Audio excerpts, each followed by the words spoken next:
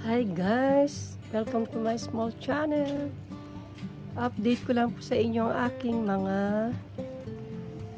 tanim dito sa aking garahe, vertical gardening. Look guys, ang aking mga gulay na tinanim na kumatsuna and spinach. Meron pa tayong mga mini sprout, baby kumatsuna. Look guys, yan hindi ko pa naitatanim. At ako yung nasugatan.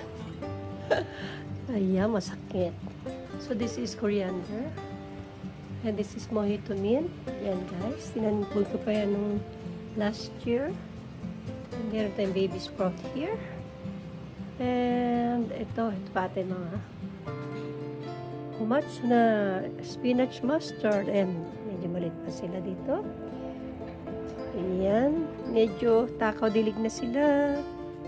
Ayan guys, marami ako sampay kasi dito. Ito sila, dito naman sa tagiliran ng bahay, at the side of Lolo's window. Ayan ang kumatsuna natin. And may sampay kasi ako. Today is very beautiful day.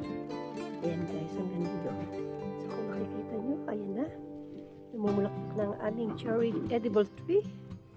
Andun yung sa akin, ito yung sa kapitbahay, ayun sa akin. So, pupunta tayo sa likod ngayon. Yan guys. Ayan. So, dito tayo sa parking.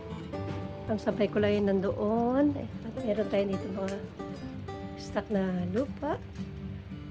This is all my succulents. Sa may garahe. Yan na.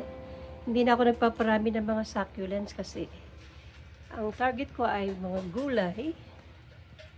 Preparing for gulay. Guys, meron dito tayo. Look. Yan. Then, ito ang ating mga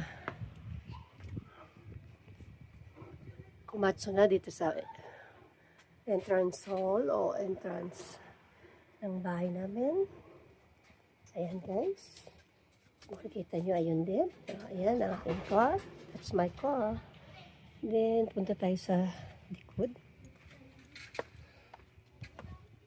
Ayan, guys. Isampay kasi tayo yung mga medyas. Pinoy napakahangin. Ikot siya ng ikot.